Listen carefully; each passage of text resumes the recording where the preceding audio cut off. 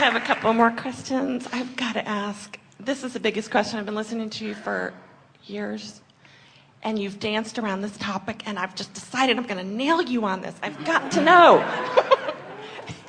Well, we've answered it thousands of times, but until you get in the vortex, you can't hear the answer.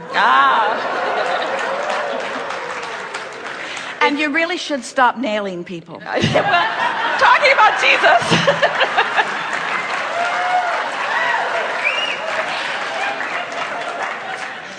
Touche. Okay, Annika, stop. My dear friend. The question I have, and it is my resistance, I'm fully aware of that, and I struggle, and I love what you say. Well, now, keep beating the drum. I haven't been able to hear, I've never been able to hear, I probably will not ever hear. I've listened and listened and listened. Maybe you want to do a little different preface to this. I'm sitting here in the vortex of source energy. I've been listening. I can feel myself into the vortex. I'm resonating with the fullness of who I am. I feel great clarity as I sit out there. I can hear the things that you say. I think this is an environment where I can maybe take this thought beyond where it has been before. Maybe it's been there for me and I've just missed it, but today I'd like to highlight it in a way that it asks the question in a very poignant way so that I and others may hear it in a new way, and then I want to relax and hear the answer to it. I like that. Much better setup. Much better. Took the words right out of my mouth. Thank you. Okay, it's the big K, the big karma. I have listened to many recordings. What's big about that? It's the unknown. It's the idea of a lot of different philosophies and religions, and I love what I hear, and it resonates. And you have said there is karma, but you can't go into it. Oh, we've gone into it many times. We just go into it more quickly than you do, and we never give you the answer you want to hear, so you don't think you've heard the answer. But here we have some questions for you, just to set this up as a platform so that you can hear what's going to come next. Sure. So, do you acknowledge that you are here in this physical body? Yes. That was easy. And do you acknowledge that here in this physical body, you are an extension of non-physical energy? Yes. And do you agree that while you are here in this physical body, in all this realness, that the larger part of you still remains non-physically focused? Yes.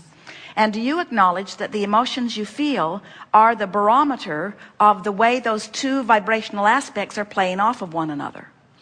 Do you agree, or do you acknowledge, or does it sort of feel right to you, that when you feel negative emotion about something, that it means you're thinking about it in a way that the source within you is not thinking about it? Absolutely. In other words, you can tell that you have strayed from your true knowing. Yes.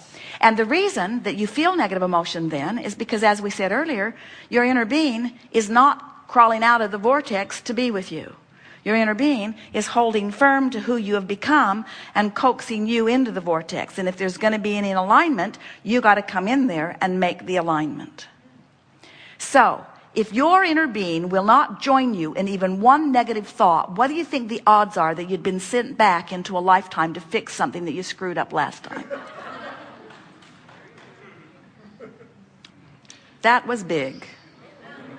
So, what makes people assume that there's something karmic that they're compensating for? Well, it's easy to understand how they'd get there. They innately believe that they are good. They want to be good. They know that they want stuff that they can't get. And they're outside the vortex trying to make it happen, through words and action, not lining up with the energy that will allow it to happen, but struggling really hard to make it happen. And finally, they just get weary and they say, oh, don't tell me that I create my own reality. I don't want to hear that, because I've wanted that for a long, long time. Don't tell me that when I ask it is given. If that's true, then where's my stuff? I've been asking. I don't think it's been being given. And then to explain why, when they innately know that it should be going better for them and it isn't, then they come up with all of the screwiest explanations about why things aren't going better. It's my mother's fault. It's the government's fault. It's my husband's fault. It's my wife's fault. It's my child's fault. It's the fault of karma. I must have done something screwy in a past life, and now I'm coming back to do it again, you see. And so that's the reason that we don't talk about karma in the way that most people mean it. There is nothing in anything that we know that even remotely resembles what most people mean when they talk about karma. Now, are you an eternal being? Yes. So that's kind of karmic. Are you source energy at the same time that you're here? Yes. So that's sort of karmic. Do you come back and have other experiences? Yes. But every time, see, here's how it works. So here you are in this physical body, knowing what you do want, knowing what you don't want, asking for more. And we've been talking all day here today about closing the gap. Hopefully while you're here in this physical body, but some don't. Some just get more and more and more of a spread between who they're letting themselves be and who they are. And then they have their closing of the gap during that releasing into the non-physical, what you call the death experience.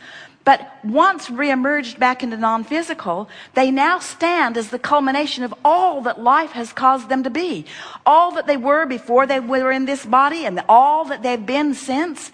You are an expanding being, an expanding consciousness, an expanding energy. Yes, yes, yes. And when you make your decision to come back again, and you will, because it's great fun. This is the leading edge. This is where it's at. This is where the expansion begins and ends, if you will allow it.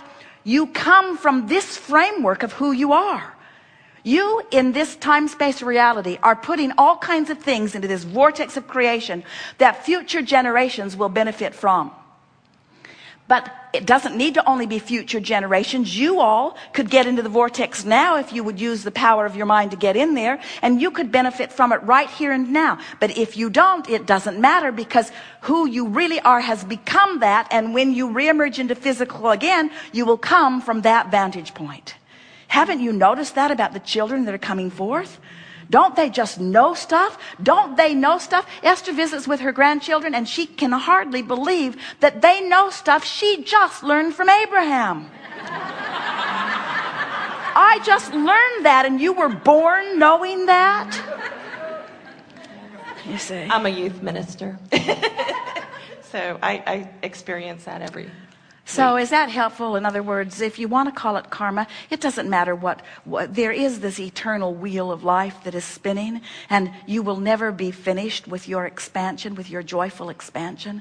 But it is our promise to you that you are not sent here to fix things that are broken. You're never come forth to compensate for things that you did in an inappropriate way before. You come forth as genius, consciousness, wanting vividly to explore contrast and put thought in new places and come into alignment with it. That's wonderful. Yes, indeed. Thank you very much. Very good.